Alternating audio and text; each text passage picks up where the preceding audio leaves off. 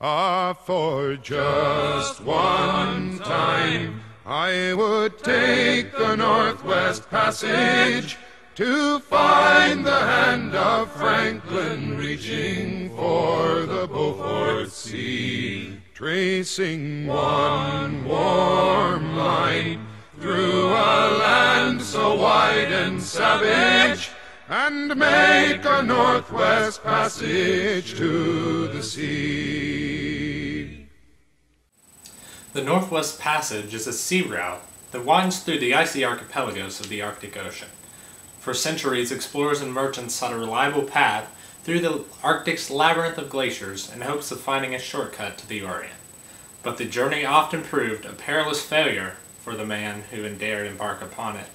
One such man was Captain Sir John Franklin, who in 1845 set out from England with a 128-man crew. The story of his famous expedition, put to song by folk legend Stan Rogers, is a sad one.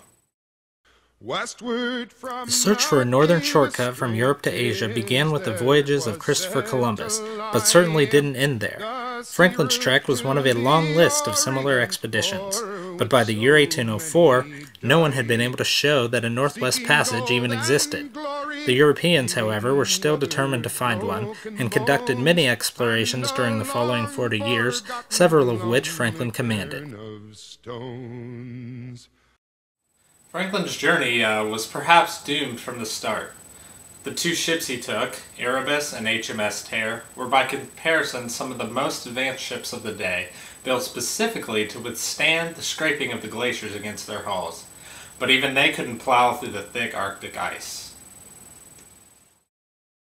After 2 years had passed with no word from Franklin, the public's concern began to grow. At the urging of Parliament and Franklin's wife, a search party was sent to look for the ships and their crews. Much of what we know today has been because of the efforts of explorers and the discoveries they had made. More recent discoveries include the well-preserved mummies of some of the crew's members, as seen in these photos. Northwest Passage to the sea, and through the night behind the wheel. Franklin's Lost Expedition is a story which is cherished by Canadians, as it's helped shape their history, literature, art, and even their music. Who cracked the mountain ramparts and did show a path for me to race the roaring Fraser to the sea.